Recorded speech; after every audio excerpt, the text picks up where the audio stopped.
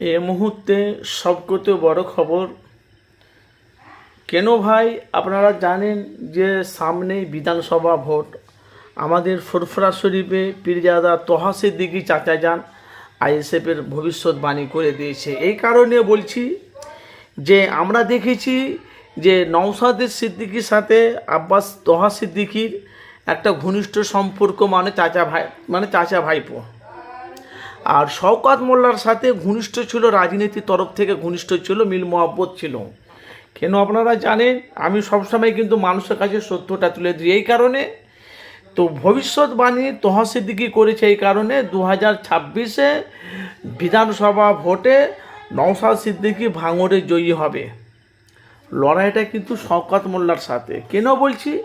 আপনাদের মূল্যবান মতামত অবশ্যই জানাবেন। কেন 2026-এ বিধানসভা ভোটে ভাঙড়বাসীরা একাধিক বলছে 2026-এ আমরা নওশাদকে ছাড়া আমরা কাউকে চিনি না।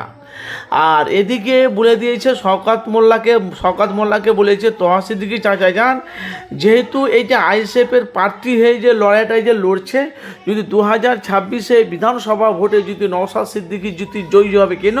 আর একদিকে দেখি 2011 থেকে 2025 পর্যন্ত যে একটা তোমার শওকত মোল্লা ক্যানিং পূর্বের যে এতটা দাপট ছিল, দাপটটা কিন্তু 2026-এ বিধানসভা ভোটে যে তৃণমূলের প্রার্থী করেছে। যদি নওশাদ সিদ্দিকী যদি শওকত মোল্লা যদি হেরে যায় বিধানসভাতে, তাহলে জানবেন শওকত মোল্লার ক্যারেক্টার শেষ, শওকত মোল্লার নাম নিশানাটা মিটে যাবে। আবার আপনাদের কাছে বলে দিয়েছি, তোহা সিদ্দিকী এটাও বলছে 2026-এ শওকত মোল্লাকে মুখের ওপর জবাব দেবে 2026-এ বিধানসভা ভোটে। আর একাধিক আপনারা জানি যে 2026-এ নওশাদ সিদ্দিকী যে বামফ্রন্টের সাথে জোট করেছে, বিভিন্ন এলাকার সাথে ছোট বড় দলের সাথে জোট করে, তার 2026-এ লড়াইটা কিন্তু মারাত্মক লড়াই হবে। কেন? ভবিষ্যৎবাণী তোহা সিদ্দিকী চাচা যান করেছে, ভাঙড় জিতছে, 4-5টা সিটও পাবে।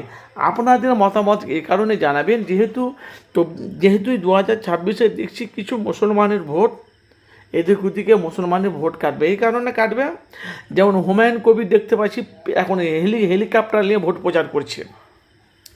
হেলিকপ্টার নিয়ে হুমায়ুন কবির এখন ভোট প্রচার করছে, আমাদের মুর্শিদাবাদের কথা বলছি।